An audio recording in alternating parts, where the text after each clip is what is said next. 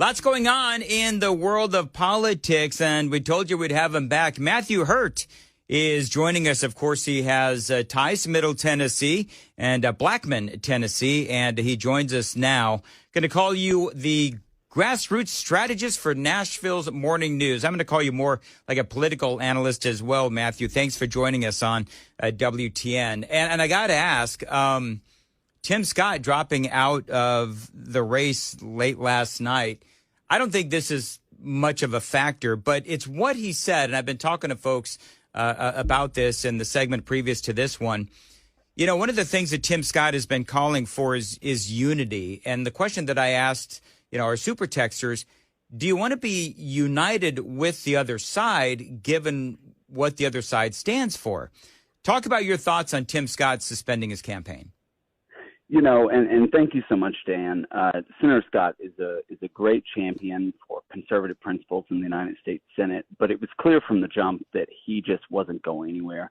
And even since mid-October, his unfavorable rating has been upside down. So as Americans heard more from him at the debates, he actually got less favorable in the polls.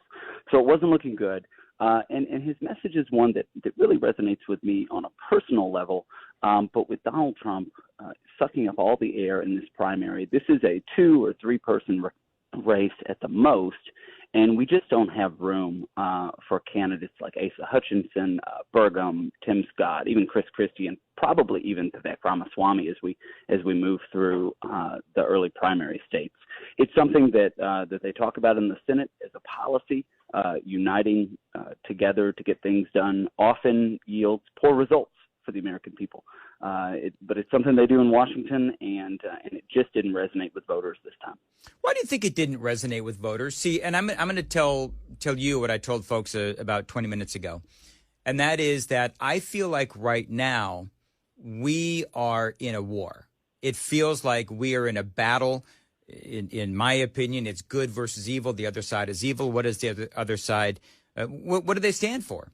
I mean, we've seen a lot of the anti-Semitism rise to the top. So we have a certain faction of the Democrat Party that is decidedly anti-Israel. We have them going after Donald Trump, a guy who clearly the Republican Party is supporting as, their candidate to run for president of the United States.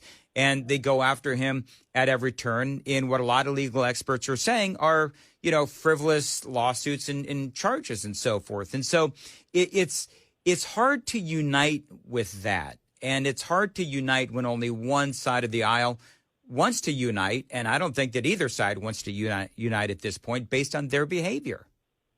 Dan, we are in a precarious position here in the American experiment where now, unfortunately, it seems government is what you do to the people who lost the last election. So it feels punitive. And we see it playing out in very close races. For instance, last week in Virginia, where these races, 2 races in both chambers decided by fewer than 2,000 votes. And now government is a punitive force. So we saw it in the Obama years with the IRS targeting conservative groups. We saw it a little bit in the Trump administration and the way he goes after sort of political opponents. And we're seeing it again for sure in the Biden administration.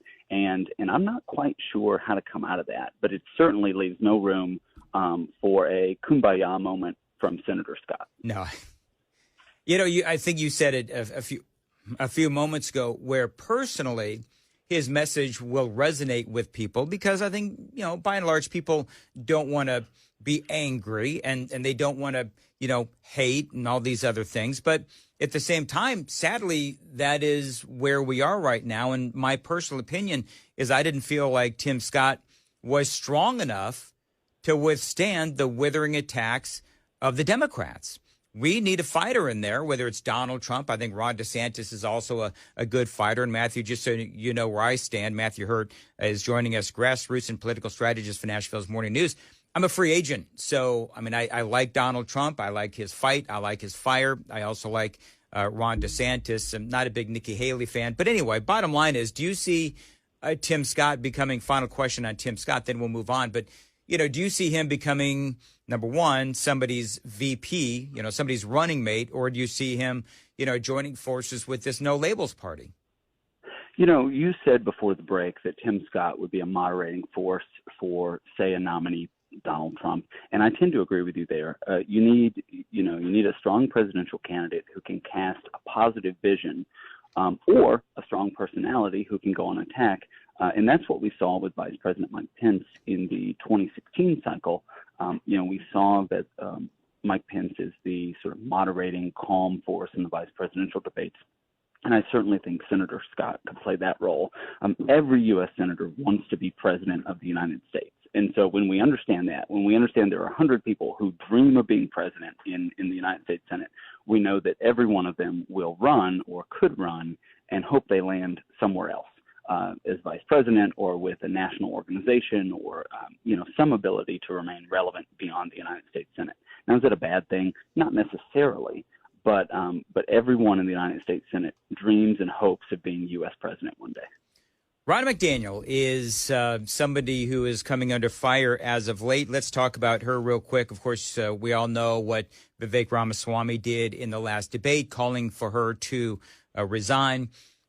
Doing some research on this, just from topics I've covered, I know that some states, a couple of states, I think Alabama was one, had a vote of no confidence in Ronna McDaniel. I also know that there was a big story out a while ago where she was accused of going on this massive shopping spree where she had, really expensive apartment, and she was just, using money from donors for, what a lot of people would say would be, frivolous spending and spending that was unnecessary, and also accused of, frankly, misusing funds. So where are you on Ronna McDaniel? Sure. She does not have a track record of winning. But what most of your listeners probably don't understand is how the Republican National Committee chairman is elected. She was actually reelected earlier this year in January at the RNC winter meeting in California by, I think, almost a two-thirds majority. She was challenged by Harmeet Dillon, an excellent First Amendment attorney, campaign finance attorney from California. She's the Republican National Committee woman from out there, and just didn't put the votes on the board. So there is no mechanism, or there is a very, the mechanism to remove her from office now is almost non-existent. The three members of the Republican National Committee from Tennessee are the Republican Party of Tennessee Chairman Scott Golden, and then the committee man and committee woman. The committee man is Oscar Brock from the Chattanooga area, and the committee woman is Beth Campbell. And as I recall, and they may call in and correct me on this, but as I recall, I believe Oscar Brock and Beth Campbell voted for Harmeet Dillon in January. The pressure from the RNC on state party chairman to withhold funds keeps the state party chairman in line by and large. And by that, I mean it keeps them beholden to the incumbent infrastructure. So, for instance, your listeners know last week that the Republican National Committee did not invest in Virginia in our election this year. And that is, that's a relationship that by and large the state party chairman has with the National Committee, including the chair. I don't think she's qualified to be to hold the office. I think that she promised to run for 2 terms, and she's now in her third, and the track record, particularly from 2018, 2020, and 2022, not to mention the off-year elections, she's just not performing. And, when somebody isn't performing, if a coach is not performing, we take that coach, off the field and out of the game, and we put him out to pasture.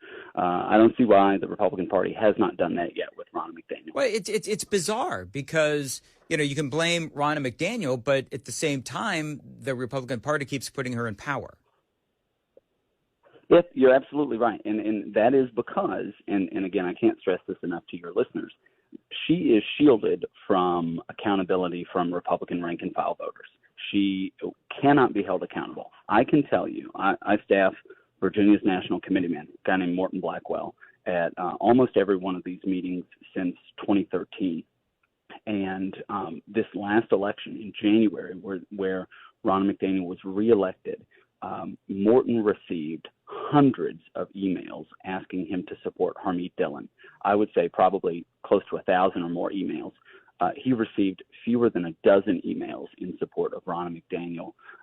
And yet every member of the National Committee, 168 members from all 50 states and 6 territories, they received the same level of communication, and still she won by probably about 2/3 of the vote. And that is because these members feel like, one, the committee isn't accountable, the National Committee isn't accountable, and then the elections for many of these members, particularly National Committee man and Committee woman, are 2 or 3 steps removed from Republican rank and file. For instance, in Tennessee, if you want to serve on the state executive committee, the governing board of the Tennessee Republican Party, you have to survive a Republican primary, which means you likely have to have money to run a campaign, an actual campaign. Once you get elected, you select the committee man and committee woman. So now you're 2 steps removed from Republican primary voters. It's very difficult to hold anyone at that level accountable if you are a grassroots Republican grassroots Republican activist in your local committee. You know, it's frustrating because it seems like the Republican Party, they're putting their faith in the wrong people. And I think that you're right. And somebody that's coming from the standpoint of grassroots and being a grassroots strategist and really having your ear on the ground of what is going on with, the electorate, I think you see that people, they want, and I remember Harmeet Dillon, man, she was good. She was really good. And I was really disappointed that Ronna McDaniel was able to survive that challenge. Now, when she's gone, because she's not going to run again, from what I understand, is Harmeet Dillon, from what you understand, is she going to run again? And what are those changes that we can look forward to? I haven't spoken to Harmeet since she announced for re-election as National Committee woman from California. She did that last week or the week before. A lot of these folks will run next year in the Republican presidential primary activity that exists in their state. For instance, in Virginia, we will have a primary on, I think, Super Tuesday, but the state party will gather as a convention and select members to the national convention and our committee man and committee woman. It's different in each state. And I'm not quite sure how the one in Tennessee works to get elected to the national convention, which will be in Milwaukee. But I'm not sure if Harmeet is planning to run again. There's definitely discontent among many members of the Republican National Committee. However, as someone who attends nearly every one of those meetings, I'll be at the one in Las Vegas at the end of January. I tweeted about it over the weekend.